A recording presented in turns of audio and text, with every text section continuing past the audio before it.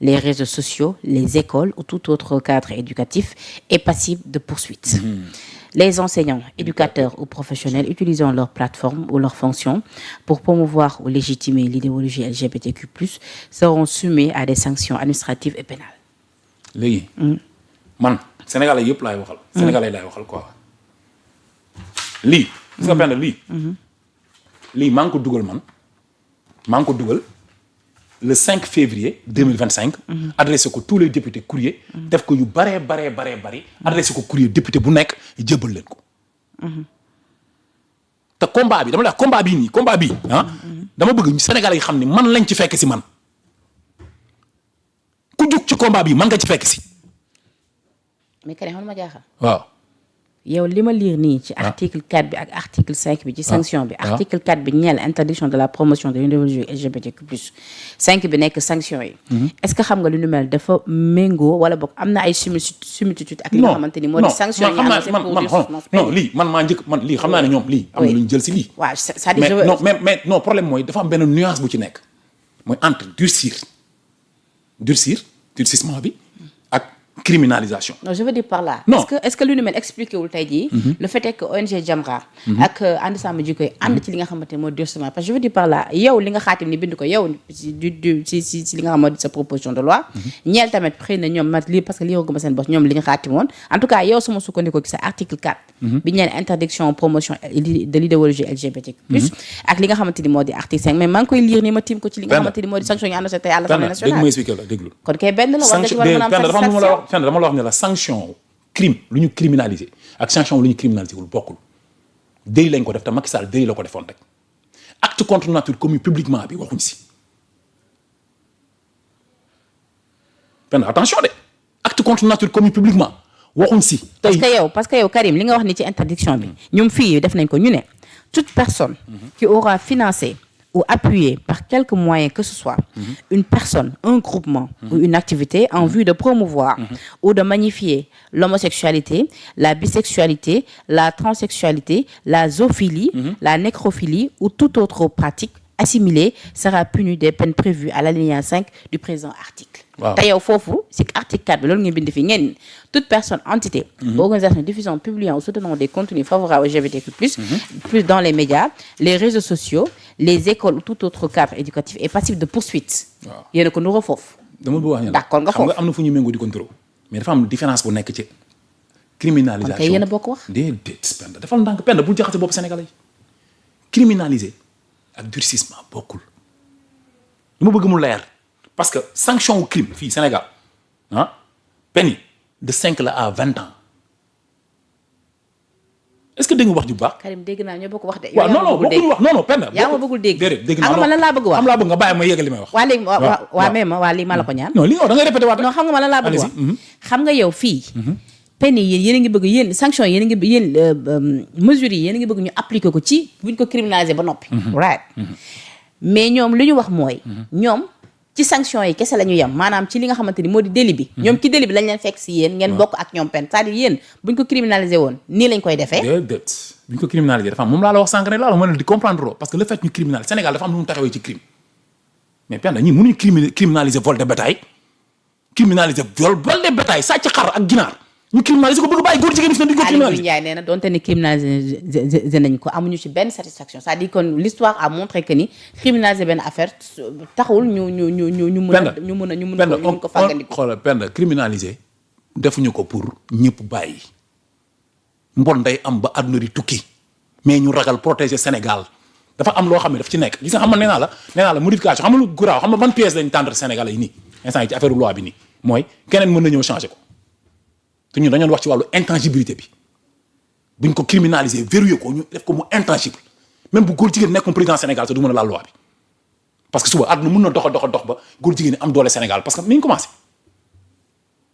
attention man j'ai été très clair man damay wax sénégalais ne leen man criminaliser laa taxaw dañuy Ousmane Sonko homosexualité di nga ko criminaliser daf koy criminaliser ñoom nañ abandonné ñi ma doon àndal abandonné nañ mais man damay continuer combat maa ngi ma àndal man te maa ngi woo Sénégal yëpp nag leen tàllal loxo di wax nag ne loi boobu noonu ñoom ñu ne moom def nañ ko nañ ko gën a exposé mu gën a leer ba pare ñu jox ko Sénégalais yi ñu gën a xam différence bi nekk ci criminaliser ak durcir dinaa invité Imam Babacar Sylla dina ñëw toog fii fan yi incha allah waaw d'accord mais dina wane loi waaw non man leen rek laa bëgg ñu xam ko quoi man dama loolu dafa am loo xam il faut ma wax autorité yi ñu xam ko quoi man xam naa sama bopp ñun xam nañ suñu bopp ñun léegi nag ñi ci des abandonné nañ navire bi mais ñu dañuy continuer le combat ñun dañuy jug pour criminaliser homosexualité te Ousmane Sonko li tax ma doon xeex ak moom di ko xeexal di tëdd ay atu kaso di rey sam bopp man maa njëkk a yëkkati ne gars yi Ousmane Sonko bi mu ne day criminaliser homosexualité ci laa taxaw ne nañ ko tuddee ànd sàmm Sonko ndekete yoo tur boobu après mi ngi soog a ñëw ànd sàmm jikkoom nañ dindi jikko yi dugal fa ànd sàmm Sonko je suis désolé quoi je suis vraiment désolé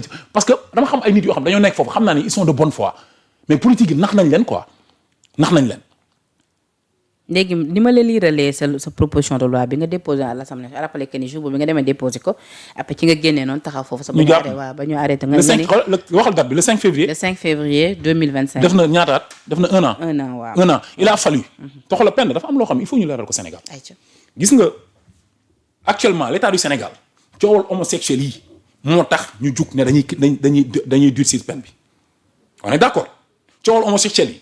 dossier bi xeexu homosexuel bi dossier bi France la jógee transmission volontaire VIH la français yi di topp dossier boobu moo dugg ba Sénégal jàppuñu ay góor jigéen na leer Sénégal traqué wul ay góor jigéen VIH lay traqué ñi am feebaru di ko wàlle volontairement la ñuy traqué wuñu homosexuel. te loolu sax ci wàllaate feebar bi maa ngi ciy ñëw ci wàllaate feebar mais même d'abord ma rappelé. non dama bëgg daanale loolu rek c'est-à-dire loolu boo ko daanale loolu beneen question la boo xam ne ci dugg c'est important mais ni ma la mayee nga lire li nga xamante ni moo di seen proposition de loi noonu également laa bëgg lire li nga xamante ni moo di sanction yi ñu annoncé ñeel li nga xamante ni moo di proposition de loi ci lu ñeel xeex li nga xamante ni moo di wàllu homosexualité annoncé par le père Ousmane Sonko foofee ci Assemblée nationale bi ci jiitu premier point mooy toute personne qui aura commis un acte contre nature sera puni d'un emprisonnement de 5 à 10 ans et d'une amende de 2 millions à 10 millions francs CFA sans préjudice des peines prévues en cas de viol ou de pédophilie. Bi ci topp mooy point 2 bi mu ne si l'acte contre nature est commis avec un mineur, le maximum de la peine sera prononcé. Troisième point, le juge ne pourra prononcer le sursis ni réduire l'emprisonnement au-dessus du minimum de la peine prévue à l'alinéa 1er du présent article.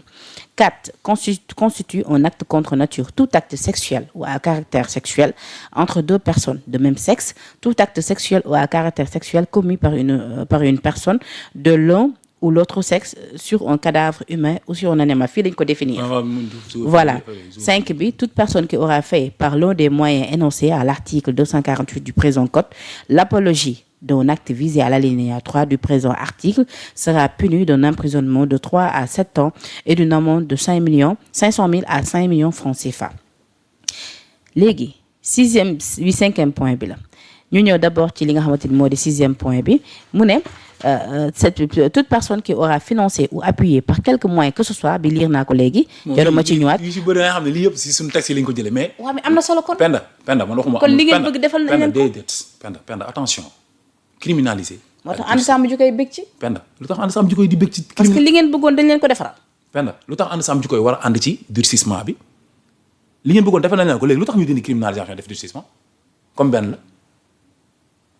mais bu durcissement yi mën a régler problème bi kay. nan la koy régler luy problème bi lu tax durcissement mën a régler lu tax durcissement mën a régler lu criminalisé mënul régler Penda non Penda comme da ngay défendre gars yi dama bëgg nga leeralal ma ko non si da nga la ñuy défendre. je reprends textuellement les propos mais dama ne non yow da nga wax sa avis da nga ni lan moo tax ànd sàmm jikko yi lii moo tax ànd sàmm jikko yi d'accord ma ne léegi lan moo tax ñu d'accord parce que presque dafa niroo benn la presque benn la. waaw lu tax ñu dindi criminalisation comme benn la lu ñu ciy dindi.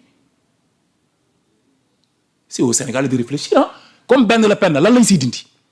mais Ousmane Sonko déglu mu la wax de la peine sanctionnant l'acte contre nature sera d'au moins 5 ans il n'est donc pas nécessaire de criminaliser. waaw mais loolu laa bëgg a wax. waaw mais lu tax pourquoi il n'est pas nécessaire de criminaliser. parce que nee na peine bi 5 ans la. peine non léegi bu ñu criminaliser peine bu ñu criminaliser peine day dem de 5 à 10 ans 20 ans lay dem parce que crime Sénégal day dem ba de 5 à 10 ans dama la xool code pénal bi man dama ni xam nga lu garaaw. li ma gën a metti mooy intangibilité bi ma doon wax ci homosexualité bi nga xam ni xale yi ñu ngi màgg ñu ngi préparé à bas âge programme yi ci nekk yëpp nga xam ni nit mën na jëm accéder au pouvoir nekk dooleel góor jigéen ñi ba noppi dindi lii modifier ko lu tax intangibilité bi defuñu ko si léegi nag affaire Birame Jigéen Ndiaye bu RTS boobu noonu mais dossier boobu noonu loolu rek war na tax Sénégalais yi jug insister pour ñu criminaliser homosexualité xam ne état du Sénégal traqué wul homosexuels yi l'état du Sénégal traque les gens qui transmettent qui virus VIH bi volontairement.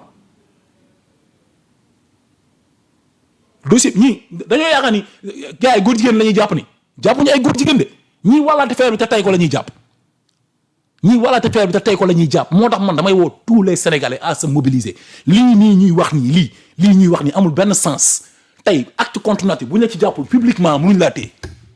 xam nga maa la doon wax sànq maa la doon junj sànq li nga xamante ni moo di sorti bi ci l'ancien ministre de l'intérieur Aly Ngouille Ndiaye def. non Aly Ngouille Ndiaye loolu amul sens boobu amul sens. waaw mais déggoo lu mu la wax. Penda vol de bétail xam nga loolu moom amul sens Penda loolu sax léegi ok d'accord waaye léegi Penda buñ ne ok ñu ne dañu yamba drogue c'est interdit c'est criminalisé c'est interdit ñu arrêté jaay yamba ku ñu ci jàppale lay tëj ok kon ñi bu ñu bàyyiwul jaay yamba rek dañuy bàyyi léegi dañuy dindi loi boobu.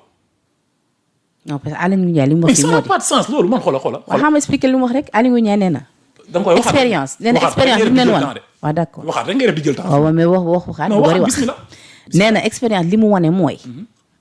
bu ñu sukkandikoo ci criminalisation yu yeneen infraction yi bu ci mel ni vol viol ak trafic de drogue mu ne criminalisation bi garantiwul toujours une application rapide et efficace des peines lii la Aly Ngouille Ndiaye wax. xoolal mu ne en plus magistrats yi seen lim bëriwul mu ne nous sommes 18 millions de Sénégalais pour environ 500 magistrats criminaliser des actes c'est envoyer des personnes en prison mais combien ils resteront longtemps c'est-à-dire que bu ñu defee li nga xamante ni moo di criminaliser compte tenu suñu lim magistrat yi ñu am. mu ne di nga criminaliser nit di nga ko loi bi dina dal ci kaw nit kooku dem kaso toog fa pendant des années te kenn du ko juger. parce que amuñu lim bu mat bi ci magistrat yi. Penda loolu dañ ko war a xeex te ci xeex bi la bokkoon loolu dafa bokkoon ci xeex bi mu xeex bi moo doon début émission maa loolu lañ commencé réformer justice bi yokkaat magistrat yi justice bi indépendante ñu désengorger prison bi defaraat affaire yi dossiers yi jàll ñu dem jënd ay bracelet ñu gis ne bracelet électronique yi ñu jënd yooyu yëpp ci projet bi la bokkoon ci projet yi ñu waxoon fii la bokk mais bracelet yaa ngi nii c'est pour les leaders politiques mais lu tax ñu bëgg fàtte yooyu yëpp ñëw taxaw ci criminalisation war a taxaw criminalisation ñu ne fii di wax ay durcissement aux peines ba noppi bëgg faa toog indi problème bu ne ñu indi ko explication bu nekk ñu teg ko bi ñu taxee pour criminaliser vol des bétail est-ce que dañoo indi woon débat bi yëpp nii mais bi ñu waxee dañuy criminaliser vol des bétail débat bi yëpp indi wuñu ko Penda dañu waxante dëgg Penda man maa bëgg Sénégalais yi déglu rek ñu diggante ci xel rek quoi comme benn la Penda nee nga ñun lii ñu proposé ak li PM proposé ñu def ko benn la lu tax ñu dindi baatu criminalisation bi kenn mënu ma wax lu tax parce que bu fekkee dañuy jàpp nit tëj ko bu fekkee criminalisé la nit ki juge bi procureur da ngay jàpp jox ko juge d'instruction bi bàyyi ko foofu mën na fa tëdd 5 ans 6 ans ñu àtte ko ndekete deful dara ñu bàyyi ko loolu àq la loolu dañ ko war a xeex loolu dañ ko war a dindi kon lan moo koy dindi loolu dañ ko fi bàyyi rek du dañ dañ ko war a dindi kon kañ lañuy defar justice bi kon loolu dem ba yegg si tax ñuy bàyyi criminalisation te loolu ñu mën ko dindi mel ni loolu ay loxo mënu ko dindi. kon Karim su ma comprendre bu baax criminalisation bi balaa ñu ci yegg kon il va falloir que ñu apporter beaucoup de réformes ci jëf yi. yow yaa bëgg yow. ba ci yow Penda yow sa ci biir wax dama gis ne yow da ngaa bëgg yow ku indi ay bagages ci diggante criminalisation bi yow. non man je suis pour la criminalisation. tu es pour la criminalisation. honnêtement donc s'il criminalise. mais dama ni compte tenu de ñoom lu ñu wax. ci limu magistrat yi am bëriwul. 500 magistrats la ñu am. ci 18 millions de Sénégalais ak yu ni mel. bu ñu demoon tey jii ba war koo criminaliser il va falloir que d'abord ñu yokk li nga xamante ni moo di limu magistrat yi kon dans ce cas là. Penda arrête quoi s'il te plaît. non defal naa Penda ñii ñaata at lañ fi def.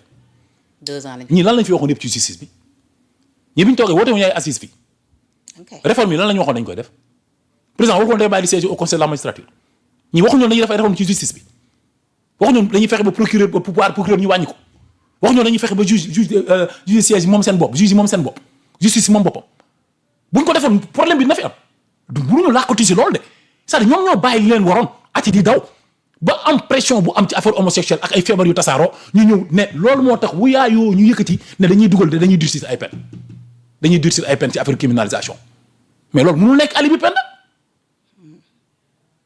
mënul nekk alibi balaa ngay vol des bétail dañ ko criminaliser. waaw bi ñu koy criminaliser bu ñu jokkoon def ñoom bi ñu ñëwee rek bi ñu toogee bëri agsi rek bu ñu changé woon lépp heure bi nii kon affaire day nekk comme roue bu nekk si ay roulette day dox nice du ñu am benn problème. d'accord kon lii du alibi Penda. léegi li jëm ci feebar bi tamit. waaw.